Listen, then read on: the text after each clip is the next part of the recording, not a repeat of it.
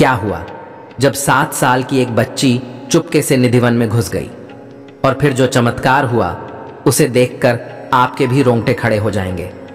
Video में आगे बढ़ने से पहले भगवान श्री कृष्ण के सच्चे भक्त कमेंट बॉक्स में राधे कृष्ण अवश्य लिखें और इस चैनल को सब्सक्राइब करना बिल्कुल ना भूलें। निधिवन वो जगह है जो वृंदावन में स्थित है, और कहते हैं आज भी रात्रि में भगवान श्री कृष्ण यहाँ पर रास लीला रचाने आते हैं। आज के समय में मथुरा वृंदावन जाना हर किसी का सपना है। ऐसे में बिहार के पटना शहर में रहने वाले सुरेश और सुरेखा नाम के 2 पति पत्नी अपनी 7 साल की बच्ची के साथ मथुरा वृंदावन भगवान श्री कृष्ण के दर्शन करने के लिए गए। लेकिन सुरेश और सुरेखा को इस बात का अंदाजा नहीं था कि आज भगवान श्री कृष्ण उनके साथ बहुत बड़ी लीला रचने वाले थे। जब वे मथुरा पहुंचे तो वहां कृष्ण जन्मभूमि के उन्होंने बहुत अच्छी तरह से दर्शन किए। उनकी बच्ची मात्र 7 साल की थी। उसका नाम सुरभि था और वह भी लड्डू गोपाल की बहुत बड़ी भक्त थी।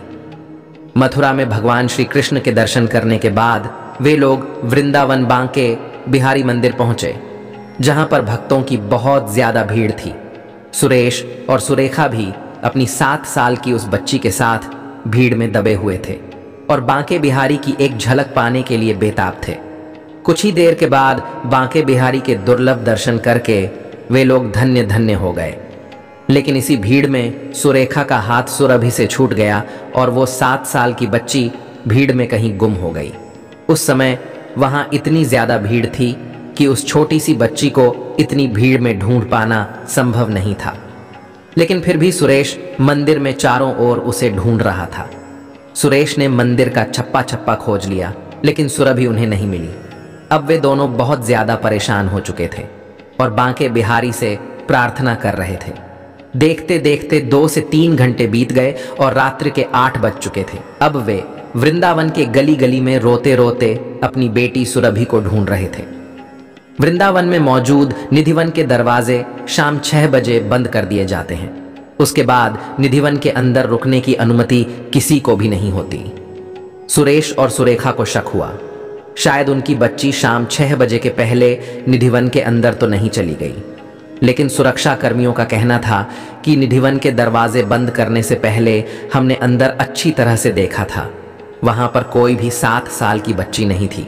सुरेश और सुरेखा अब उम्मीद हार चुके थे, क्योंकि लाख ढूंढने के बावजूद भी उन्हें उनकी बच्ची सुरभि नहीं मिल रही थी। देखते ही देखते जब रात्रि के 2 बजे तो वो निधिवन के आसपास ही अपनी बच्ची को ढूंढ रहे थे। लेकिन तभी वहां एक बहुत बड़ा चमत्कार हुआ। अचानक से निधिवन के अंदर से बहुत तेज घुंघरू की आवाज आने लगी। ऐसा लग रहा था मानो रात्रि 2 बजे भगवान श्री कृष्ण गोपियों के साथ रास लीला रचा रहे थे। तभी सुरेश और सुरेखा ने देखा कि उनकी तरफ एक 20 साल का नौजवान लड़का एक छोटी सी बच्ची को लेकर आ रहा है, और वो बच्ची कोई और नहीं बल्कि उनकी 7 साल की बच्ची सुरभि थी।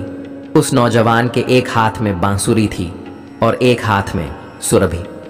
उस 20 साल के लड़के ने सुरेश और सुरेखा से कहा कि ये छोटी बच्ची निधिवन की झाड़ियों में खो गई थी। मैं तुम्हें इसे सौंपने आया हूं। और 8 घंटे के बाद उस बच्ची को पुनः पाकर सुरेश और सुरेखा बहुत ज्यादा खुश थे। उनकी खुशी का ठिकाना नहीं था, और जब पलट करके सुरेश ने उस व्यक्ति का शुक्रिया अदा करना चाहा तो वो 20 साल का लड़का वहां से गायब हो चुका था। और उसके बाद निधिवन के अंदर से पुनः तेज घुंघरू की आवाज आने लगी थी। अब सुरेश और सुरेखा समझ चुके थे कि वो 20 साल का लड़का और कोई नहीं बल्कि साक्षात भगवान श्री कृष्ण थे, जो आज भी रात्रि को निधिवन के अंदर रास लीला रचाने आते हैं। दोस्तों, इस घटना के बारे में आप क्या विचार रखते हैं? निधिवन को लेकर क्या विचार रखते हैं? हमें नीचे कमेंट बॉक्स में बताइएगा। वीडियो अगर आपको पसंद आया हो तो आप वीडियो को लाइक जरूर करें। सच्चे भक्त कमेंट बॉक्स में राधे राधे लिखे और हमारे चैनल को सब्सक्राइब करके बेल आइकॉन को प्रेस कर लें। जय श्री राधे कृष्ण।